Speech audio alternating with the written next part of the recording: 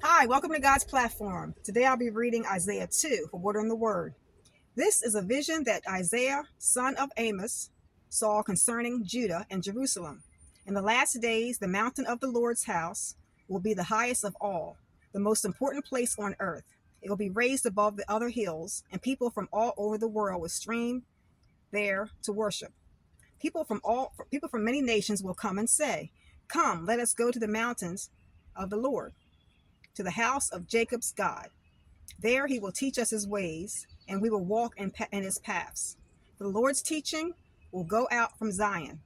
His word will go out from Jerusalem. The Lord will meditate between nations and will settle international disputes. They will hammer their swords into plowshares and their spears into pruning hooks.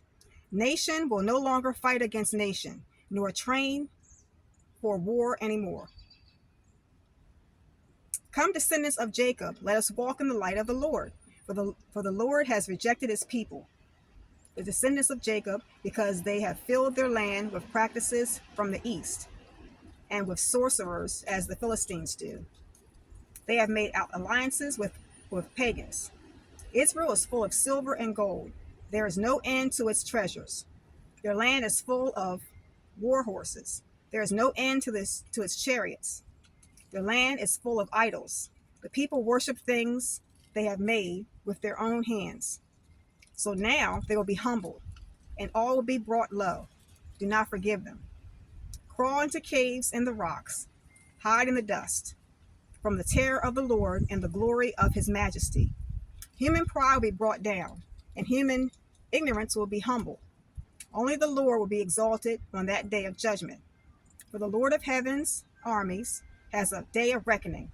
He will punish the proud and mighty and bring down everything that is exalted. He will cut down the tall cedars of Lebanon and all the mighty oaks of Bashan.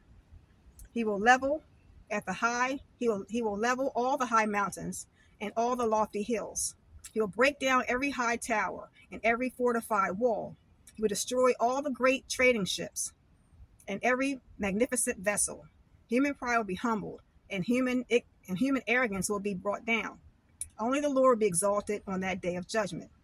Idols will completely disappear.